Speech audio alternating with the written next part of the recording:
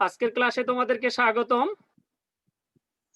আশা করি সবাই ভালো আছো এবং সুস্থ আছো এবং নিরাপদে আছো। সেই সাথে তোমাদের দৈনন্দিন লেখাপড়া চালিয়ে যাচ্ছ।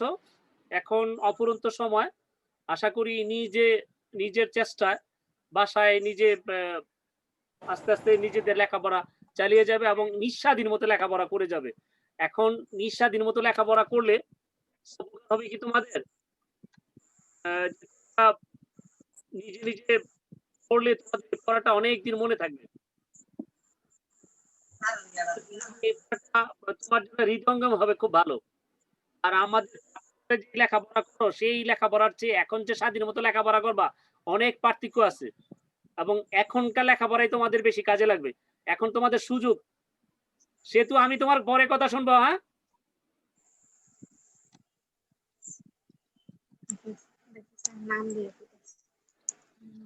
আমি আজকে তোমাদের সাথে আছি প্রায় ৪৫ মিনিটের মতো থাকবো ইনশাআল্লাহ। এটা ছবিটা নিশ্চয়ই চিনতে পারছো। একটা বাংলাদেশের সংসদ আর একটা হচ্ছে বাংলাদেশের সংবিধান। একটা রাষ্ট্র চালাইতে গেলে একটা রাষ্ট্রের সংবিধান প্রয়োজন এবং একটা সংসদও দরকার আছে, যেখানে বসে লামিয়া ডাক দিছ ইয়ার মধ্যে বোর্ডের মধ্যে বোর্ডে টাচ করবে না আমি যতক্ষণ পর্যন্ত বোর্ডে কিছু না করি। তো একটা দেশের একটা সংসদ দরকার আছে, যেখানে বসে রাষ্ট্র পরিচালনা করবে। রাজ্যের বা রাষ্ট্রর যে প্রধানরা আছে তারা সেখানে বসে রাষ্ট্র পরিচালনার বিভিন্ন নিয়ম কানুন আইন কানুন এখান থেকে তৈরি করবেন। সেরকম একটা সংস্থা, সেটার নাম হচ্ছে সংসদ। আর পাশে যেটা দেখতেছো বাংলাদেশের সংবিধান, সেখানে রাষ্ট্র পরিচালনার জন্য যাবতীয় সংবিধান লিপিবদ্ধ করা থাকে, নিয়ম কানুন লিপিবদ্ধ করা থাকে। পৃথিবীর সবচেয়ে ছোট সংবিধান হচ্ছে আমেরিকার এবং সবচেয়ে বড় সংবিধান হচ্ছে ভারতের। বাংলাদেশের সংবিধানটা মোটামুটি যুক্তরাষ্ট্র এবং যুক্তরাজ্য ও গেসা মানে ওদের অনুকূলে কিছুটা তৈরি করা হয়েছে আমাদের সংবিধানটা।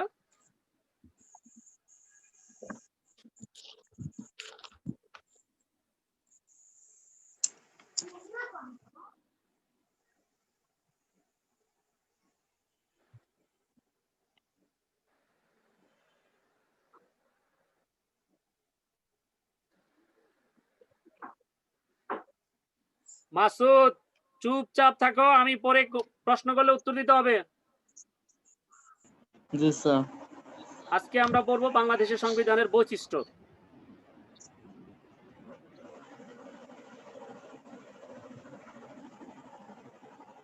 দুইটা পড়তে পারবা? পড়ো মাসুদ, পড়ো, জোরে পড়ো, যা দেখতেছো তাই পড়ো। জি স্যার। এই পাঠ শেষে শিক্ষার্থীরা সংবিধানের পটভূমি বর্ণনা করতে পারবে। ২. বাংলাদেশের সংবিধানের বৈশিষ্ট্যসমূহ বিশ্লেষণ করতে পারবে। গুড, চমৎকার হয়েছে।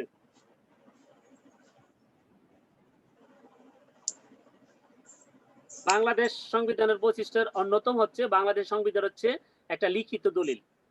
পৃথিবীর অনেক রাষ্ট্রের সংবিধান আছে অলিখিত, আর আমাদের সংবিধান হচ্ছে লিখিত।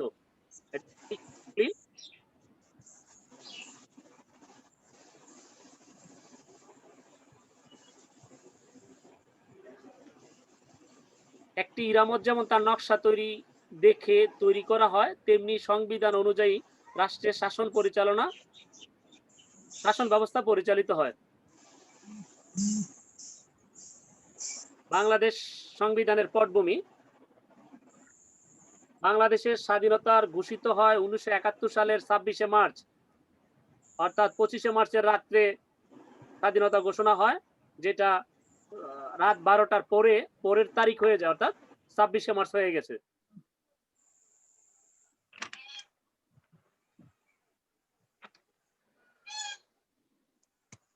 দীর্ঘ 9 মাস সশস্ত্র সংগ্রাম করে 16ই ডিসেম্বর বাংলাদেশের বিজয় অর্জিত হয়।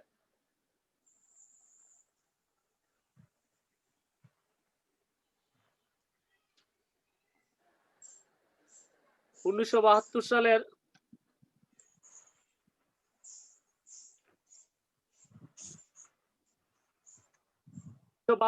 10 এপ্রিল গণপরিষদের প্রথম অধিবেশন বসে। আমি আবারও বলছি, 1972 সালের 10 এপ্রিল গণপরিষদের প্রথম অধিবেশন বসে।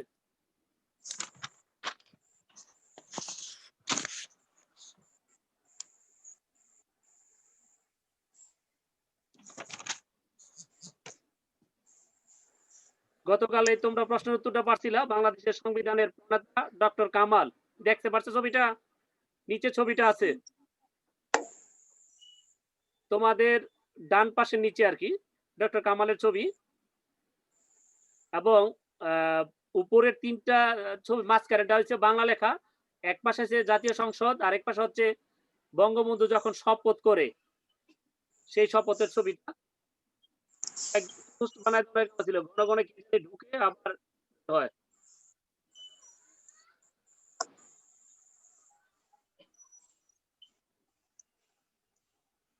নিচের ছবিটা হচ্ছে ডক্টর কামাল এবং তার পাশে হচ্ছে তৎকালীন ক্যাবিনেটের সদস্যবৃন্দ।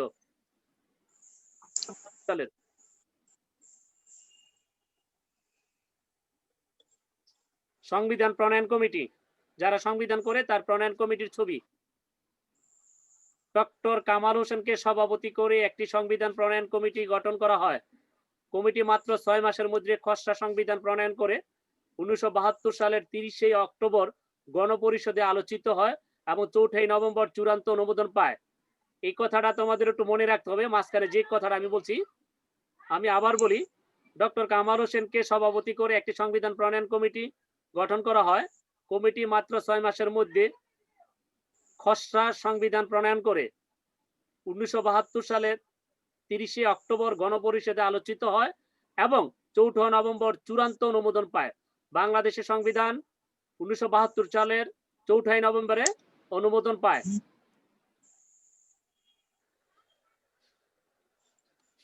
আমরা একটা কাজ আছে এখানে, বাংলাদেশের সংবিধানে লিখিত হয়েছে লাখো শহীদের রক্তের অক্ষরে, উক্তিটি ব্যাখ্যা করো। তোমরা একটু নিজেরাই চিন্তা করো যে বাংলাদেশ 9 মাস যুদ্ধ করার পরে বাংলাদেশটা স্বাধীন হয়েছে এবং সেই বাংলাদেশটাকে ভবিষ্যতে আরো চলা যাবে না, এখন বর্তমান যেভাবে চলতেছে ভবিষ্যতে যেভাবে চলবে তার একটা লিখিত রূপ কিন্তু আমাদের এই সংবিধান। এবং এই সংবিধানটা কিন্তু আমরা একদিনে পাই নাই। প্রায় 23 বছর পাকিস্তানের অধীনে বাংলাদেশ ছিল, তাদের সাথে সংগ্রাম করে তারপরে আমরা স্বাধীনতা অর্জন করেছি এবং 23 বছরের পরে আবার 2 বছর সশস্ত্র যুদ্ধ করে তারপর স্বাধীন হয়েছি। তার মানে আমাদের এই সংবিধানটা পেতে অনেক ত্যাগ তিতিক্ষা করতে হয়েছে।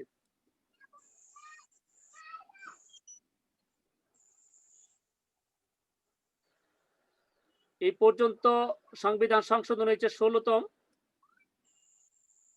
সংবিধানের সংশোধন হয়েছে 16 বার। সর্বশেষ সংশোধনী গৃহীত হচ্ছে 2014 সালের 17 সেপ্টেম্বর। সংবিধানটা যখন প্রণয়ন করে তারপরে প্রয়োজনে সংখ্যাগরিষ্ঠ সংসদ সদস্যের মাধ্যমে সংবিধান সংশোধন করা যেতে পারে। সেটা আজ পর্যন্ত 16 বার সংশোধন করা হয়েছে। সর্বশেষ সংশোধন করা হয়েছে 2014 সালের 17 সেপ্টেম্বর। বই সাইটে 17 বার দেওয়া, 17 বার এখানে 2014 সালে রেকর্ড করা আছে, তারপরও তো হতে পারে। জি স্যার। স্যার এটা হয়েছে তার 8 জুলাই 2018 সালে। গুড, ধন্যবাদ তোমাকে। আরো ভবিষ্যতে সংশোধনের সম্ভাবনা আছে। জি স্যার।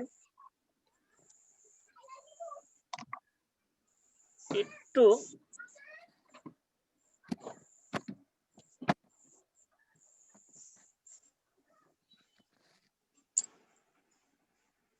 বাংলাদেশ একটি স্বাধীন সার্বভৌম গণপ্রজাতন্ত্রী রাষ্ট্র।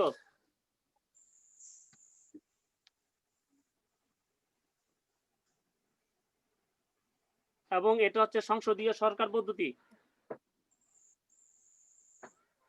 তাহলে সংবিধানের বৈশিষ্ট্যের মধ্যে আমরা পড়লাম, সর্বপ্রথম বাংলাদেশ হচ্ছে গণপ্রজাতন্ত্রী বাংলাদেশ সরকার, এটি একটি স্বাধীন রাষ্ট্র এবং সার্বভৌম গণপ্রজাতন্ত্রী হিসেবে পরিচিত।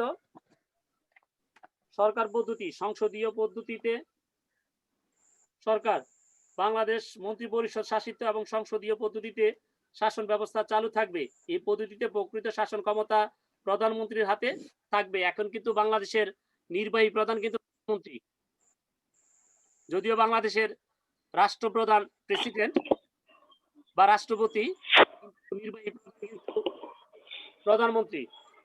এবং বাংলাদেশের সংবিধানের আরেকটা অন্যতম বৈশিষ্ট্য হচ্ছে বাংলাদেশ সংবিধানটা লিখিত। তোমরা একটু খেয়াল করো, ৩ নম্বর বৈশিষ্ট্য, বাংলাদেশের সংবিধান লিখিত। এটি লিখিত দলিল যা 11 ভাগে বিভক্ত এবং এতে 153টি অনুচ্ছেদ এবং একটি প্রস্তাবনা আছে। একটু তোমরা বইয়ের সাথে মিলিয়ে দেখো, তাহলে আমার মনে আরো ক্লিয়ার হবে। জি স্যার। প্রথম বৈশিষ্ট্য হচ্ছে বাংলাদেশ গণপ্রজাতন্ত্রী সরকার, 2 নম্বর হচ্ছে সংসদীয় পদ্ধতিতে সরকার, 3 নম্বর হচ্ছে লিখিত সংবিধান।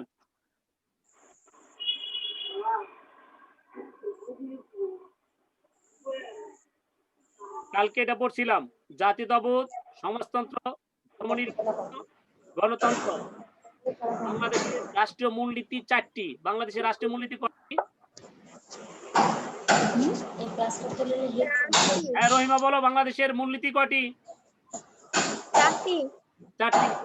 আমরা এখানে দেখি, স্লাইডে কিন্তু দেখা যাচ্ছে উপরে জাতীয়তাবাদ, তারপরে সমাজতন্ত্র, ধর্মনিরপেক্ষ, গণতন্ত্র। বাংলাদেশ সংবিধানের 4র্থ বৈশিষ্ট্য রাষ্ট্রীয় মূলনীতি। রাষ্ট্রীয় মূলনীতি 4টি। বাংলাদেশের রাষ্ট্রীয় মূলনীতি 4টি। রাষ্ট্র ধর্ম, পঞ্চমের মধ্যে বাংলাদেশের রাষ্ট্র ধর্ম বাংলা। সরি, বাংলাদেশের রাষ্ট্র ধর্ম হচ্ছে স্যার ইসলাম। এবং ইসলামের পাশাপাশি এখানে একটা কথা বলা আছে, সংবিধানে ইসলামকে রাষ্ট্র ধর্ম হিসাবে স্বীকৃতি দেওয়া হয়েছে, সেই সাথে হিন্দু, বৌদ্ধ, খ্রিস্টান এবং অন্যান্য সকল ধর্ম ও ধর্মের অনুসারী সমান মর্যাদা ও অধিকার রক্ষার বিষয়ক নিশ্চিত করা হয়েছে। তোমরা ভবিষ্যতে আরো লেখাপড়া করে জানবে, পৃথিবীর কোন রাষ্ট্রে রাষ্ট্র ধর্ম থাকার কোনো প্রয়োজন নাই। যদিও বাংলাদেশে রাষ্ট্র ধর্ম আছে, কিন্তু আমি মনে করি ব্যক্তিগতভাবে রাষ্ট্রীয় ধর্ম থাকার কোনো দরকার নেই। সেটা যার যার মানুষ যে যে ধর্ম পালন করে সেই ধর্মে পালন করা উচিত। তো যাই হোক, আমাদের বাংলাদেশে যেহেতু আছে রাষ্ট্র ধর্ম, পৃথিবীর আর কয়েকটা রাষ্ট্রের মধ্যে আছে, খুব সংখ্যা কম রাষ্ট্র ধর্ম আছে, এরকম রাষ্ট্র পৃথিবীতে খুবই কম। আর বাকি রাষ্ট্রগুলার যে রাষ্ট্র ধর্ম নাই তাই বলে কিন্তু ধর্মহীন না, অবশ্যই ধর্ম তারা পালন করে, তবে তাদের সংবিধানে একদম লিখিত না যে একটা রাষ্ট্রের একমাত্র একটা ধর্ম থাকবে, এরকম না। জাতীয়তা ও জাতীয়তা ক্ষুদ্র নৃগোষ্ঠী বাদে জাতি হিসাবে বাংলাদেশের জনগণ বাঙালি নামে পরিচিত হবে। বাংলাদেশের নাগরিকদের পরিচয় হবে বাংলাদেশী। আমাদের পাসপোর্টে আমরা যে পরিচয়টা সেটা বাংলাদেশী। 6 নম্বরে ছিল আমাদের 6 নম্বরে ছিল জাতীয়তা, অর্থাৎ আমরা বাঙালি নামে পরিচিত এবং জাতীয় নাগরিক পরিচিতি দিব বাংলাদেশী। প্রশ্ন প্রায় আসবে যে আমাদের জাতীয়তা কি? এককেন্দ্রিক সরকার। বাংলাদেশের শাসন ব্যবস্থাটা হচ্ছে এককেন্দ্রিক। দুইটা মোবাইল আছে।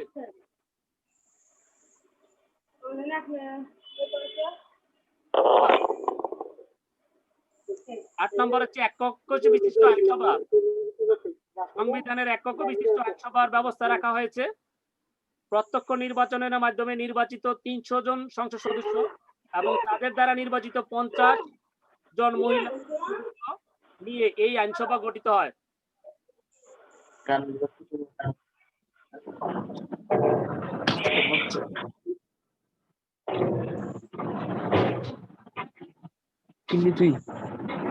মৌলিক অধিকার। সংবিধানে নাগরিকদের মৌলিক অধিকার ও তা সংরক্ষণের নিশ্চয়তা দেওয়া হয়েছে। এর মধ্যে আমাদের মৌলিক অধিকারের মধ্যে অন্যতম হচ্ছে খাদ্য, বস্ত্র, বাসস্থান, চিকিৎসা। এখন কিন্তু আরো বাড়ছে।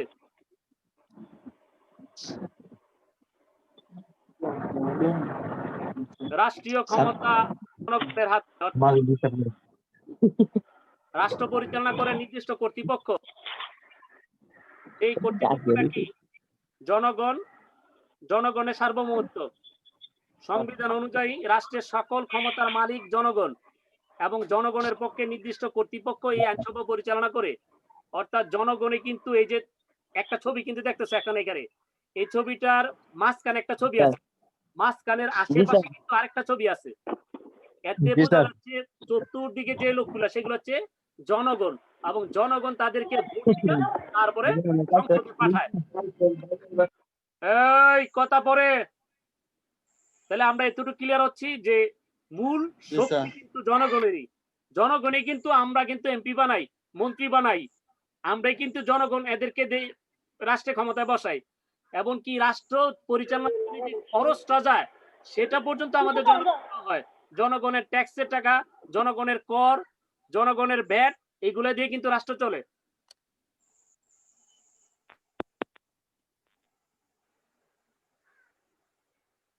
এই কাজটা একটু লিখে নাও। আমার আসলে কয় মিনিট আছে আমি জানি না। বাংলাদেশের রাষ্ট্রীয় ক্ষমতা কিভাবে জনগণের হাতে রয়েছে তা সর্বোচ্চ 5টি বাক্যে ব্যাখ্যা করো। আমি এটা একটু কুট করে রাখলাম, তোমরা একটু পরে এই প্রশ্নের উত্তরটা আমারে দিবা। সবাই প্রশ্নটা লিখে নাও, সবাই প্রশ্নটা লিখে নাও। আমি 1 মিনিট সময় দিলাম, 1 মিনিটের মধ্যে লিখে নাও।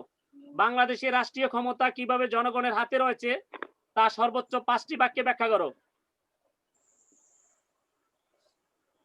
লেখা হলে একটু সাউন্ড দিও, আমি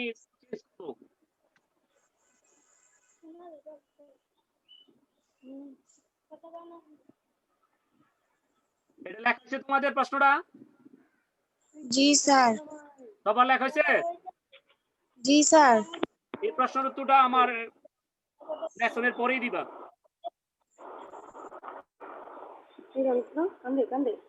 11 নম্বর, বিচার বিভাগের স্বাধীনতা। সংবিধানে বিচার বিভাগের স্বাধীনতা নিশ্চয়তা দেওয়া হয়েছে। অর্থাৎ এই যে একটা ছবি দেখতেছো, হাইকোর্ট বা সুপ্রিম কোর্ট বা বাংলাদেশের সর্বোচ্চ কোর্ট যেটাই বলি, ওনারা ইচ্ছা মানে ওনারা বাংলাদেশের অন্য বিভাগের সাথে সংযুক্ত না, তারা নিজস্ব স্বাধীন, তাদের বিচারে কেউ হস্তক্ষেপ করতে পারবে না। যদি কেউ অপরাধ করে সেটা প্রধানমন্ত্রী বা মন্ত্রী বা সংসদ সদস্য বা আমাদের কোনো রাষ্ট্রের অন্য যে কোনো প্রজাতন্ত্রের কর্মচারী অথবা জনগণ এই অন্যায় করুক, তার বিচার কোর্ট করবে। এই জন্য কোর্টকে সম্পূর্ণ স্বাধীনতা দেওয়া হয়েছে। সার্বজনীন ভোটার অধিকার যাই, এই ক্ষেত্রে 18 বছরের পর যে কোনো নাগরিক আমরা ভোট দিতে পারি। সংবিধানের জাতি, ধর্ম, বর্ণ নির্বিশেষে 18 বছর বয়সে সকল নাগরিকের ভোটার অধিকার প্রদান করা হয়েছে। কয় বছর পরে ভোট দেওয়া যায়, মানে ভোটার অধিকার কত বছর বয়সে পাওয়া যায়?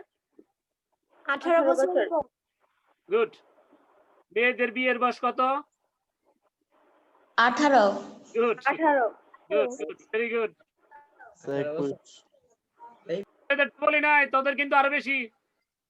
স্যার কিন্তু এটা পারফেক্ট না। আচ্ছা, এই ব্যাপারে আমরা পরে ডিসকাশন করব। 13 নম্বর, নির্বাচন অনুষ্ঠান। 40 বছর, 35, 40 বছর। পরে বলবো মাত্র। 40 যে কোনো কারণে সংসদ ভেঙে গেলে 90 দিনের মধ্যে নির্বাচন করতে হবে। সেই নির্বাচন দিয়ে সালাম কত স্যার? সংসদ তৈরি করতে হবে। 21। সংবিধান সংশোধন।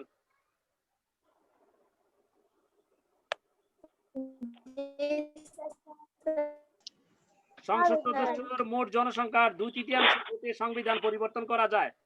অর্থাৎ একটা সংবিধানে সংসদ সদস্য কত? 350 জন।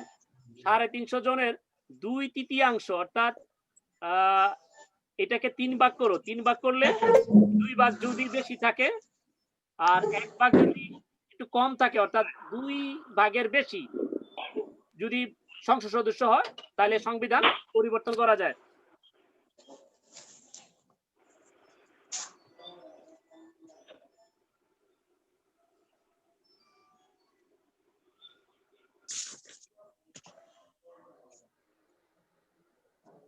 বাংলাদেশের সংবিধান প্রণীত হয়েছে কত সালে? কে প্রশ্ন উত্তরটা দিবে?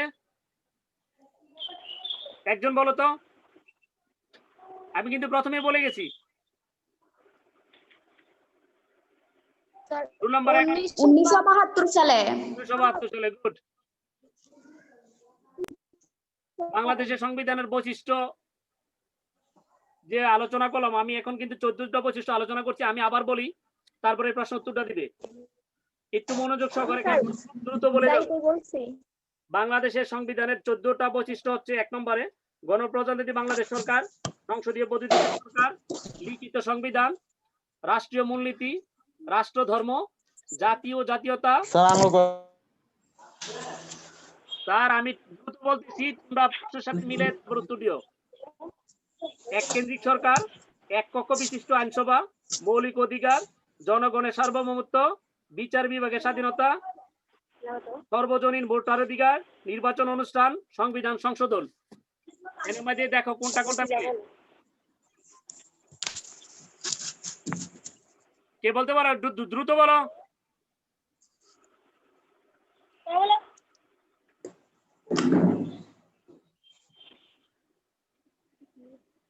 এটা কিন্তু কয় নাম্বার হবে?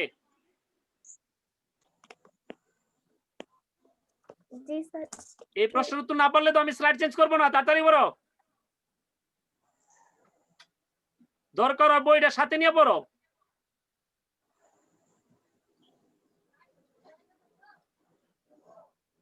স্যার 2 ও 3।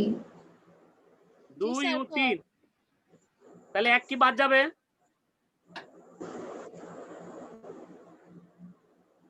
স্যার 3টাই। হ্যাঁ, গুড। তুমি দেখো যে 1 নাম্বারটা কিন্তু আমাদের 7 নাম্বার বৈশিষ্ট্য, জি স্যার। অর্থাৎ লাস্টেরটা প্রশ্নের উত্তর নাকি? জি স্যার। গুড।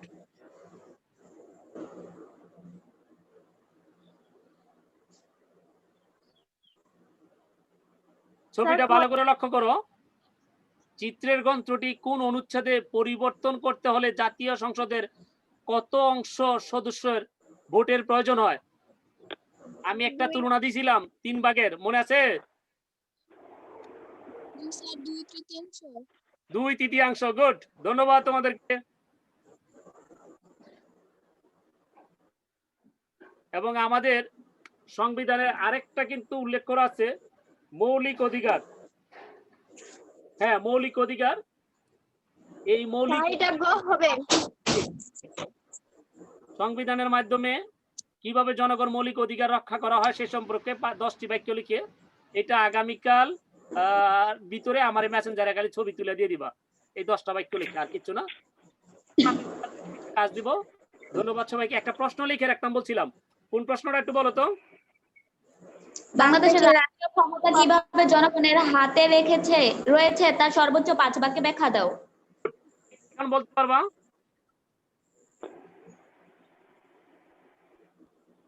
স্যার পড়াগুলো যদি আবার দেন স্যার ভালো হয়, আমাদের এখানে কারেন্ট চলে গেছিল। জি, এটা ভিডিও ক্লিপ তোমরা একটু বিকালে পেয়ে যাবা। স্যার আচ্ছা। আচ্ছা, এখন যে আমি প্রশ্নটা দিয়েছিলাম সেই প্রশ্ন উত্তর দাও।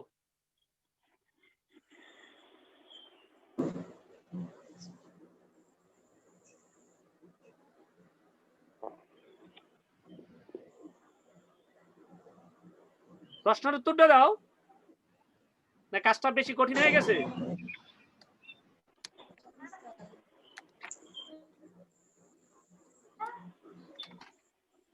আচ্ছা ঠিক আছে, আমি একটু আলোচনা করবো।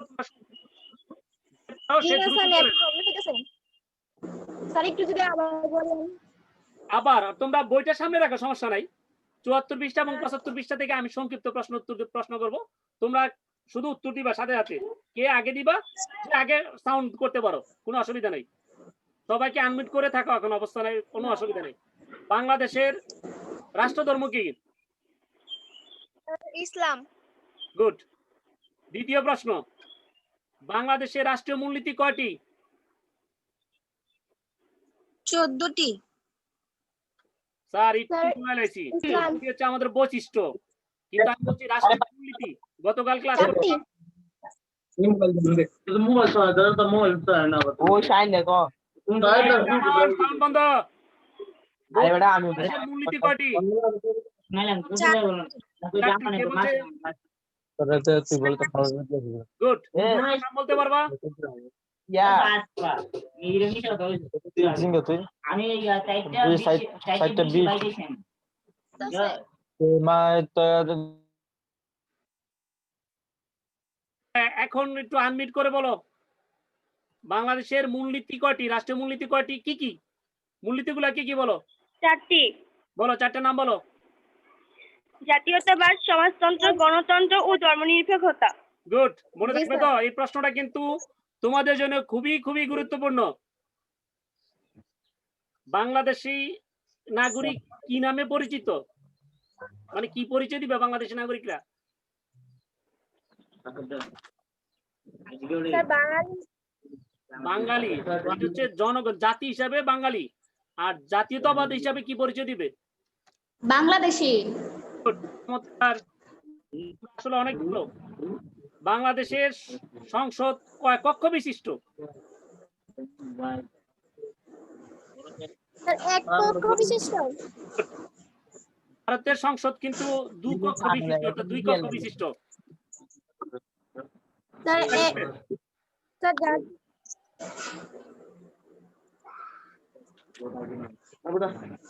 আচ্ছা, জনগণের সার্বভৌমত্ব কি? এই প্রশ্ন হবে।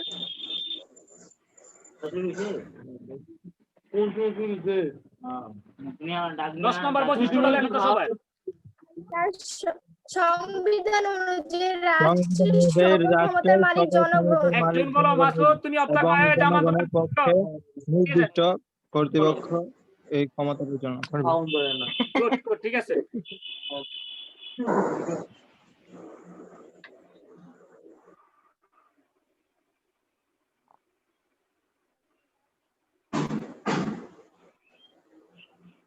সংবিধান প্রণয়ন কমিটির সভাপতি কে? ডক্টর কামাল হোসেন। ডক্টর কামাল হোসেন। এবার আরেকটা প্রশ্ন, বাংলাদেশ সংবিধান কয় মাস এই খসড়া আলোচনা হয়েছিল? খসড়া তৈরি করতে কত মাস লাগছে কমপ্লিট করতে? বাংলাদেশের সংবিধান প্রণয়ন করতে কত মাস লাগছে? 6 মাস। কত তারিখে বাংলাদেশের সংবিধান গৃহীত হয়? কত তারিখে বাংলাদেশের সংবিধান গৃহীত হয়?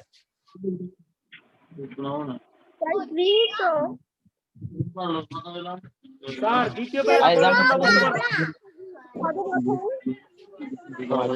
4 নভেম্বর 1972 সালের 4 নভেম্বর। জি স্যার, 4 নভেম্বর।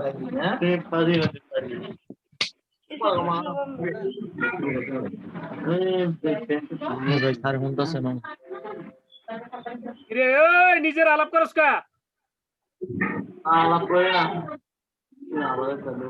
এইটাও কয় আলাপ করি না, এইটাও তো চাও নাই।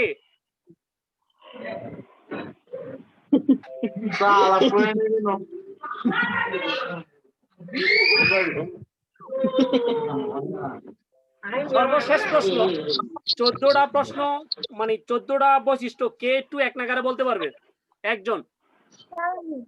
স্যার গণপ্রজাতন্ত্রী সরকার বাংলাদেশ একটি স্বাধীন ও সার্বভৌম গণপ্রজাতন্ত্রী রাষ্ট্র হিসেবে পরিচিত হবে। সংসদীয় পদ্ধতির সরকার, বাংলাদেশে মন্ত্রিপরিষদ শাসিত বা সংসদীয় পদ্ধতির শাসন ব্যবস্থা চালু থাকবে। এই পদ্ধতিতে প্রকৃত শাসন ক্ষমতা প্রধানমন্ত্রীর হাতে থাকবে। লিখিত সংবিধান, এটি একটি লিখিত দলিল যা 11 ভাগে বিভক্ত এবং এতে 153টি অনুচ্ছেদ ও একটি প্রস্তাবনা আছে। রাষ্ট্রীয় মূলনীতি, সংবিধানের রাষ্ট্র পরিচালনার 4টি মূলনীতি নির্ধারণ করা হয়েছে। এগুলো হলো জাতীয়তাবাদ, সমাজতন্ত্র, গণতন্ত্র ও ধর্মনিরপেক্ষতা। রাষ্ট্রধর্ম, সংবিধানে ইসলামকে রাষ্ট্রধর্ম হিসেবে স্বীকৃতি দেওয়া হয়েছে। সেই সাথে হিন্দু, বৌদ্ধ, খ্রিস্টান ও অন্য সকল ধর্ম ও ধর্মের অনুসারীদের সমান মর্যাদা ও অধিকার রক্ষার বিষয়টি নিশ্চিত করা হয়েছে। জাতি ও জাতীয়তা, ক্ষুদ্র নিগোষ্ঠী বাদে জাতি হিসেবে বাংলাদেশের জনগণ বাঙালি নামে পরিচিত হবে এবং বাংলাদেশের নাগরিকের পরিচয় হবে বাংলাদেশী।